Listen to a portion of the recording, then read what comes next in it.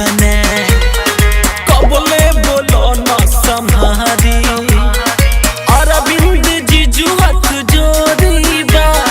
कही न कि अब किशोरी बा बॉबी साहिल से नहीं डलवाना है करना न कोई बहाना जीजा होली में आना करना न कोई बहाना जीजा होली में आना